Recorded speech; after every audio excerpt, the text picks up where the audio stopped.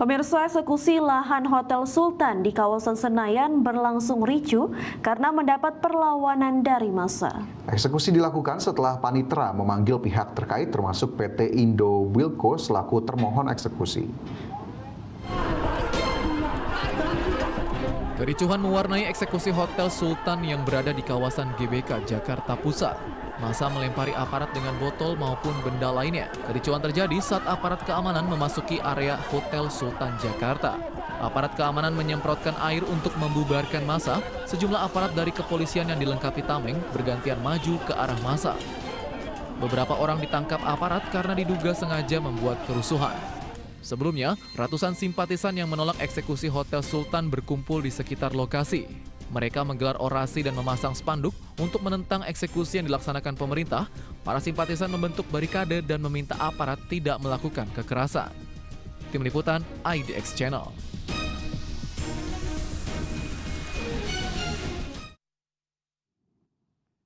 Wakil Menteri Sekretaris Negara Bambang Eko Suharyanto menegaskan eksekusi Hotel Sultan sesuai arahan Presiden Prabowo Subianto yang meminta untuk menarik aset-aset milik negara yang masih dikuasai pihak lain. Presiden meminta seluruh aset negara berada di bawah kontrol pemerintah. Sudah beberapa tahun yang lalu masuk ke ranah hukum pengadilan.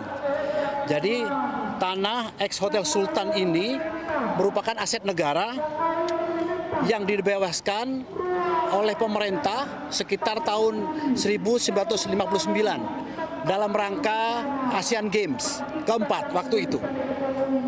Kemudian dalam beberapa kesempatan Presiden Prabowo menyampaikan bahwa kita harus menarik aset-aset pemerintah, aset-aset negara yang selama ini dikuasai oleh pihak lain. Kemudian kita harus mengembalikan bahwa semua aset itu harus di bawah kontrol kita sendiri, pemerintah dan negara. Selama 50 tahun aset ini digunakan oleh PT Indo Wilco dengan banyak kejanggalan dalam prosesnya. Jadi bisa dikatakan bahwa Indo Wilco itu sudah punya privilege selama 50 tahun untuk menguasai aset ini. Ini aset yang strategis, yang kemudian Presiden juga menyampaikan bahwa nanti ketika dikembalikan kepada negara, aset ini harus dimanfaatkan oleh sebesar-besarnya untuk kemakmuran dan kesejahteraan rakyat. Kementerian Pertanian memperkuat berbagai langkah antisipasi dalam menghadapi musim kemarau 2026 guna menjaga keberlanjutan produksi pangan nasional. Berbagai program peningkatan produksi telah dijalankan, mulai dari optimalisasi lahan, pencetakan sawah baru, pembangunan dan pengembangan irigasi perpompaan. Pemerintah melalui Kementerian Pertanian memperkuat berbagai langkah antisipasi, adaptasi, dan mitigasi menghadapi musim kemarau 2026 guna menjaga keberlanjutan produksi pangan nasional. Upaya tersebut dilakukan melalui penguatan infrastruktur sumber daya air, penyediaan benih unggul, serta modernisasi sektor pertanian. Dengan berbagai langkah itu, Kementan optimistis target swasembada pangan dapat terus dipertahankan. Sekretaris Jenderal Kementan Suwandi, produksi pangan tetap berjalan optimal meskipun menghadapi tantangan perubahan iklim. Oleh karena itu, menjaga pangan adalah menjadi prioritas utama untuk menjaga kedaulatan dan masa depan negara. Untuk itu, dan sesuai arahan kebijakan Bapak Presiden, Bapak Menteri, Bapak Wakil Menteri Pertanian juga, Bapak Presiden mengarahkan untuk fokus 5 tahun ke depan 4 program utama yang terkait dengan pertanian, yaitu 1, swasembada pangan, yang kedua makan bergizi, kemudian ketahanan energi, ada biofuel dan hilirisasi. Suwandi menambahkan berbagai program peningkatan produksi telah dijalankan mulai dari optimalisasi lahan, pencetakan sawah baru, pembangunan dan pengembangan irigasi perpompaan, penyediaan benih unggul, hingga penguatan koordinasi antara pemerintah pusat dan daerah. Jakarta, Yasmin Atania, IDX Channel. Sementara itu, Komisi 4 DPR RI menilai saat ini pemerintah telah berhasil mencatatkan capaian swasembada pangan lebih cepat dari target yang sebelumnya ditetapkan pada 2027 dengan peningkatan stok pangan nasional yang cukup signifikan. Komisi 4 DPR RI Firman Subagio, meskipun sudah mencapai swasembada pangan, produktivitas pangan secara nasional harus tetap dioptimalkan. Di mana keberhasilan mencapai swasembada pangan ini tidak boleh membuat lengah karena tantangan ke depan diperkirakan semakin kompleks.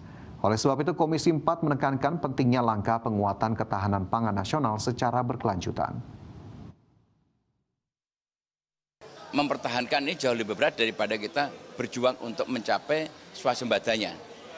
Apalagi tadi telah disampaikan oleh Saudara Menteri Amran Sulaiman bahwa untuk pagu anggaran ini mengalami penurunan yang cukup lumayan atau cukup signifikan. Yang lalu itu mencapai 30 triliun lebih dan sekarang ini hanya 23,23 triliun. Artinya di pos-pos anggaran di kementerian ini, di Direktur Jenderal ini banyak mengalami penurunan, di mana dampak daripada penurunan alokasi atau pagu anggaran ini akan berdampak kepada yang terkait dengan masalah produksi dan swasembada. Ya, juru bicara Kementerian SDM Dwi Anggia memaparkan kesiapan pemerintah dalam mengimplementasikan program biodiesel B50 yang akan mulai berlaku pada 1 Juli 2026. Kebijakan ini merupakan bagian dari memperkuat kemandirian energi nasional, mengurangi ketergantungan terhadap impor bahan bakar fosil, serta meningkatkan pemanfaatan energi baru terbarukan berbasis minyak sawit dalam negeri. Menurut Dwi Anggia, implementasi B50 diproyeksikan mampu menghemat devisa hingga 147,28 triliun rupiah pada tahun 2026, meningkatkan nilai tambah industri sawit sebesar 24,68 triliun rupiah serta menyerap lebih dari 2 juta tenaga kerja. Pemerintah juga memastikan hasil uji teknis penggunaan B50 di berbagai sektor menunjukkan hasil positif sehingga program ini siap diterapkan secara nasional sebagai bagian dari upaya memperkuat ketahanan energi dan mendukung target penurunan emisi Indonesia. Bahwa memang arah kebijakan pengembangan biofuel kita ini ada 4 faktor. Kenapa kita harus mendorong sampai ke B50. Ini berkaitan dengan kemandirian dan ketahanan energi. Tentunya kita juga mengetahui bagaimana kondisi geopolitik global saat ini yang sangat dinamis, yang menyebabkan fluktuasi harga minyak dunia yang tentunya berdampak sekali terhadap harga energi juga di tanah air. Kemudian juga selain itu untuk meningkatkan pemanfaatan energi baru terbarukan sesuai dengan target NDC Indonesia juga ikut berperan aktif menciptakan atau mencapai net zero emission dan juga mendukung pertumbuhan ekonomi. Kenapa mendukung pertumbuhan ekonomi? Dengan implementasi B50 ini juga akan meningkatkan nilai tambah untuk sawit kita, begitu ya Pak Sekjen? Sehingga manfaat secara ekonominya lebih banyak dirasakan nanti oleh petani sawit kita. Dan juga yang tidak kalah penting, ini juga concern Gen Z, rekan-rekan Gen Z, masyarakat kita adalah perlindungan lingkungan dan juga sustainability, lebih kepada arah green energy.